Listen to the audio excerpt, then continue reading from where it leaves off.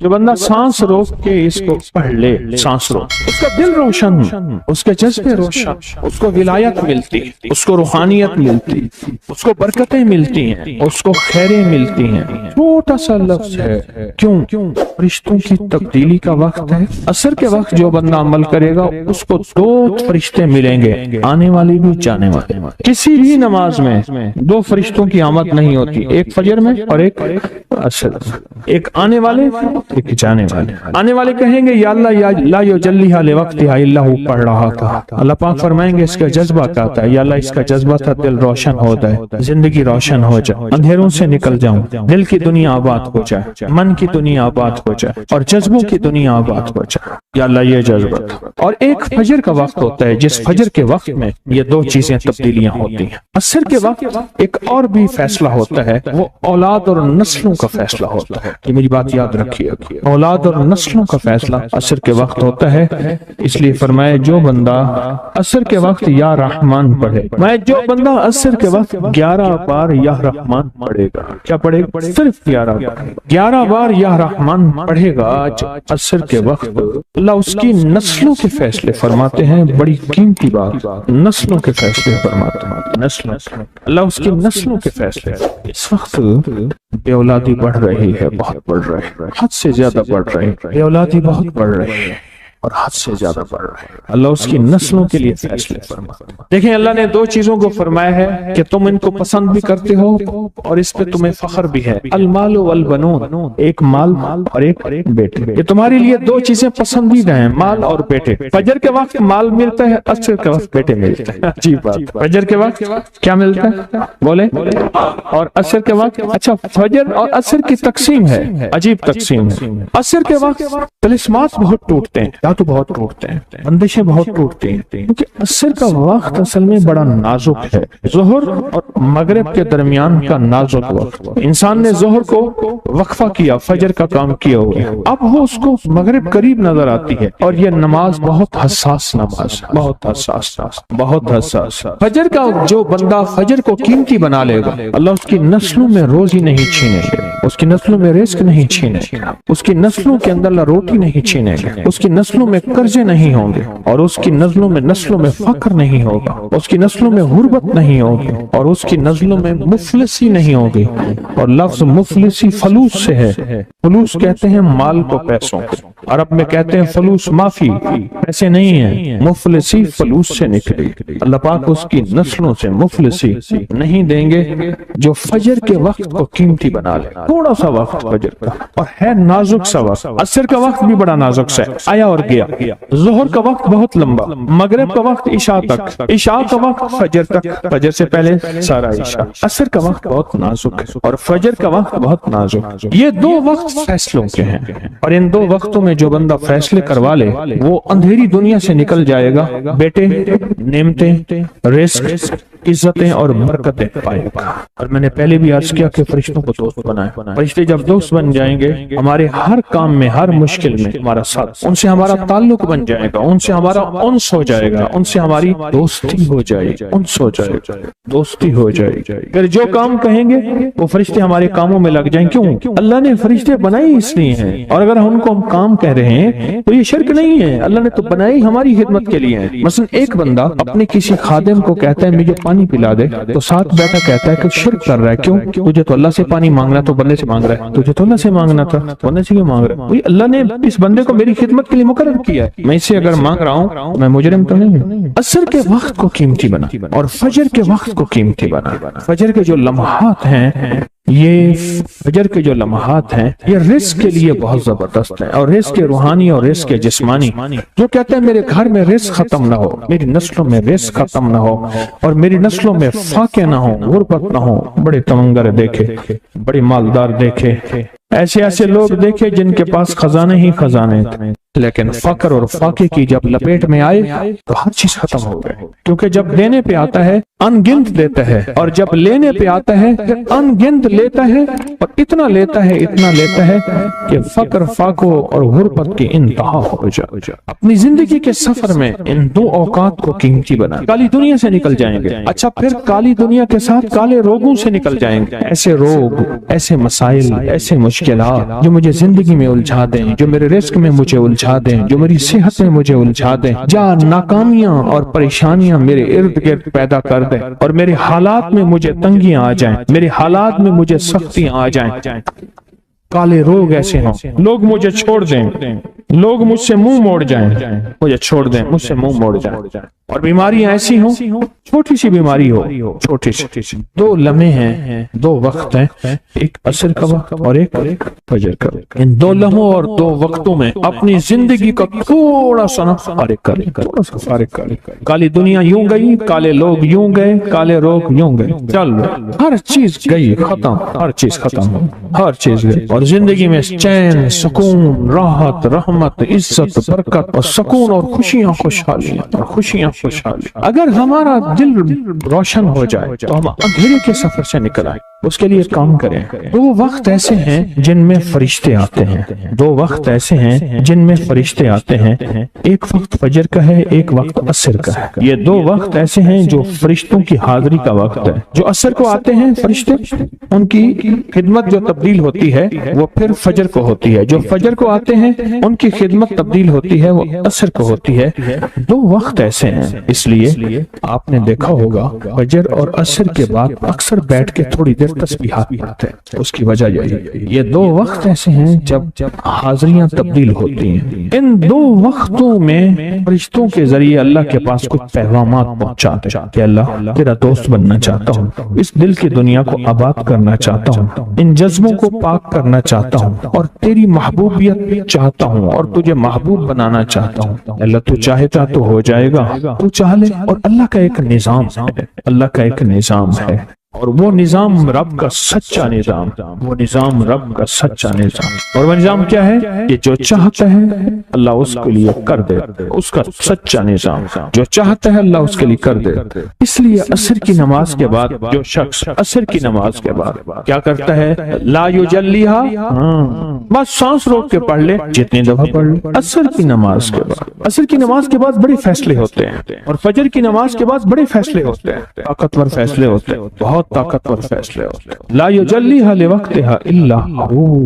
عصر کے وقت میں ایک اور چیز ہے، اور بڑی اہم چیز ہے۔ ایک تو میں نے عصر کے وقت میں عرض کیا لا یجلیہا لوقتہا الا ہو، سانس روک کے پڑھ لیں، جتنی دفعہ پڑھ لیں، بہت ملتا ہے۔ تسبیحات فاطمہ کب پڑھنی ہے؟ فجر کے بعد اور عصر کے بعد۔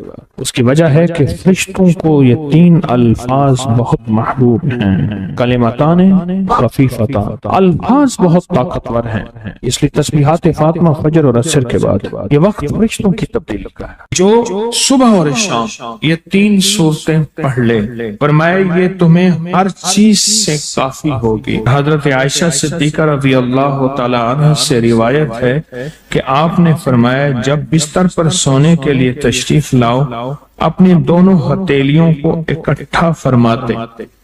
آپ جب بستر پہ سونے کے لیے تشریف لاتے، اپنی دونوں ہتھیلیوں کو اکٹھا کرتے۔ اب آپ دیکھیں یہ عمل ہے۔ ایک بندہ کہتا ہے کہ ہتھیلیوں کو اکٹھا کرنے کی کیا ضرورت ہے، ایسے ہی پڑھ لے۔ یہ ابکری والے یہ عمل کہاں سے لے آئے ہیں؟ اس کی ناواقفیت ہے، اس کے علم کی کمی ہے۔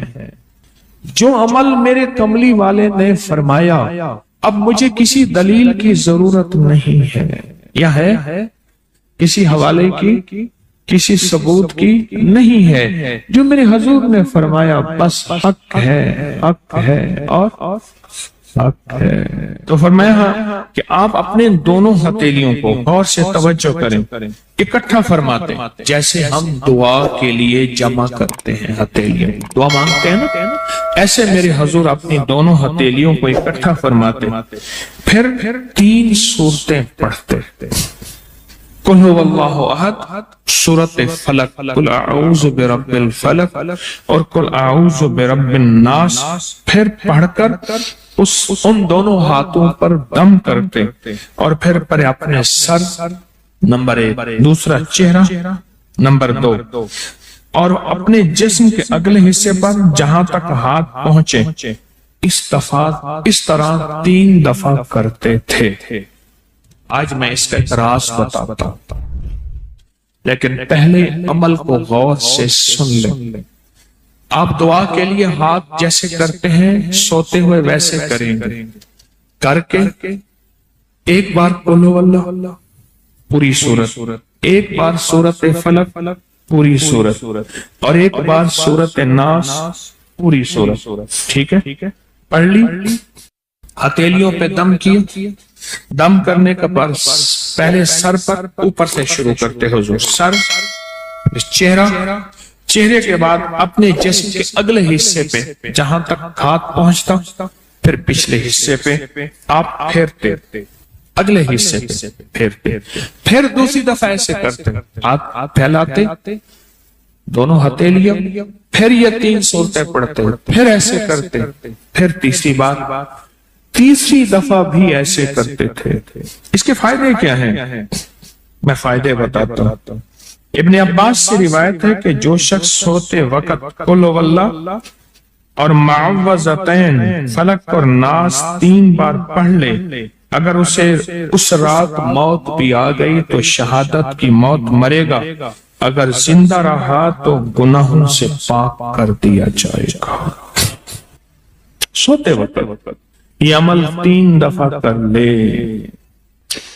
اور عبداللہ بن خبیب سے روایت ہے، فرمایا جو صبح و شام 3 بار قل ہو اللہ اور معوذتین پڑھ لے، مثلاً 3 دفعہ قل ہو اللہ، 3 دفعہ فلق اور 3 دفعہ ناس، یہ صورتیں، فرمایا جو صبح شام پڑھ لے، صبح شام۔ یہ اور روایت ہے، پہلا عمل ہتھیلیوں کو سیدھا کر کے 3 دفعہ کرنا، پہلا عمل وہ ہے۔ دوسرا عمل یہ ہے کہ جو صبح اور شام یہ 3 صورتیں پڑھ لے۔ اب اس کے کمالات سنیں، فرمایا یہ تمہیں ہر چیز سے کافی ہوگی، بس اب تمہارے لیے اللہ کافی ہو گئے، اب تمہیں کسی چیز، کسی پریشانی، کسی دکھ، کسی تکلیف، کسی ناکامی، کسی مصیبت کو انشاءاللہ آنکھوں سے نہیں دیکھو گے۔ یہ جو ہم دعا کے لیے ہاتھ پھیلاتے ہیں یہ دراصل کشکول ہے کہ مولا میں خالی ہوں، میں فقیر ہوں، میں منگتا ہوں، میں پیاسا ہوں، میں عاجز ہوں اور تو شہنشاہ ہے، مجھ فقیر کو عطا فرما۔ ہم دعا کے لیے ہاتھ پھیلاتے ہیں تو 2 بندہ دونوں ہاتھوں میں دعا کے لیے ہاتھ پھیلاتا ہے اور پھر یہ 3 صورتیں پڑھ کے پھونک مارتا ہے۔